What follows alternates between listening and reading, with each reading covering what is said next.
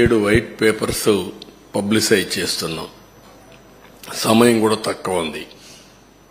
ఒక పక్కన నిన్నటి వరకు ఫార్మాలిటీస్ అని మేము కంప్లీట్ చేయాలి.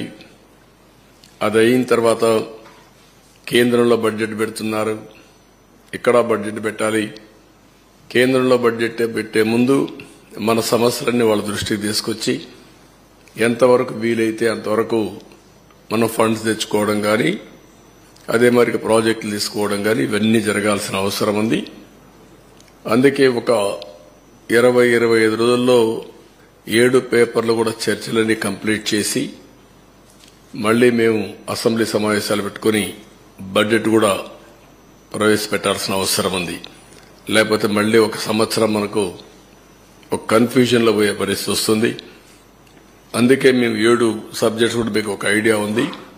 మేము కూడా టైం టేబుల్ ఇస్తాం. దీనిపైన తరోగా చర్చ చేస్తాం. చర్చ చేసిన తర్వాత ప్రజలందరూ ఇచ్చిన సజెషన్స్ కూడా తీసుకొని వెబ్సైట్స్ అన్ని, ఇప్పుడు ఇరిగేషన్ ఉంది, ఈ ఇరిగేషన్ ఒక వెబ్సైట్ ఓపెన్ చేస్తాం. టోటల్ డాక్యుమెంట్స్ అన్ని అందులో పెడతాం.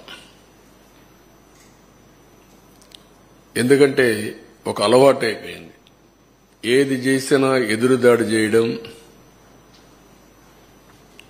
ఒక మీడియాలో ఇదే పనిగా వాళ్లకు క్రెడిబిలిటీ లేకపోయినా, విశ్వసనీయత లేకపోయినా చెప్పిన తప్పులే 100 సార్లు చెప్పి ప్రజలను నమ్మించే ప్రయత్నం చేయడం, దానికి చెక్ పెట్టాల్సిన అవసరం ఉంది.